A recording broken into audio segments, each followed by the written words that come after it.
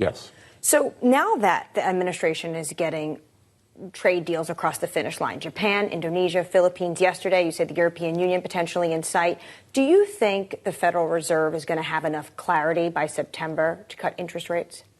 Again, I'm not really sure what the Federal Reserve is looking at, because thus far we have not seen, or we've seen very little, if any, price pressures from the tariffs. And if we were to see those, they wouldn't be inflationary, it'd be a one-time price adjustment.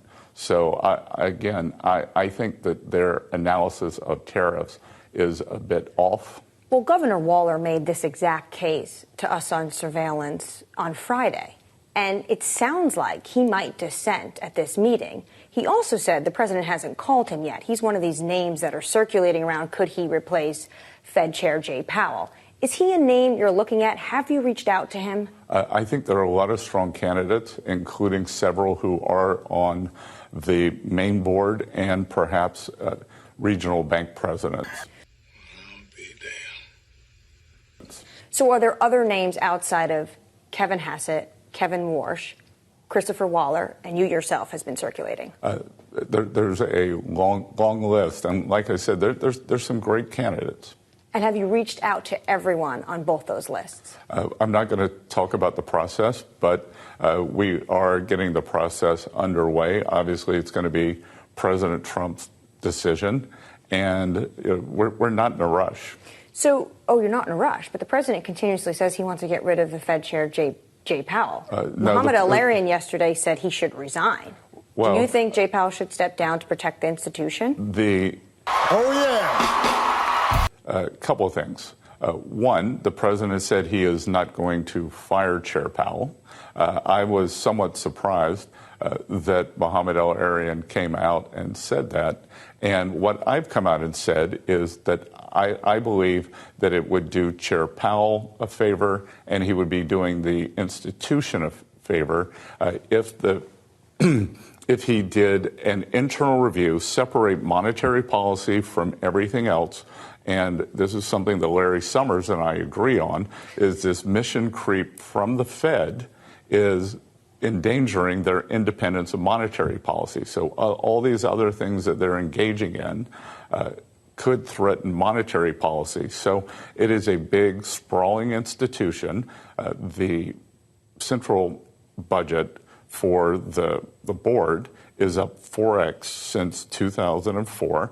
And, every institution needs to examine themselves. But you want the man that you guys don't think is doing a good job to run that review?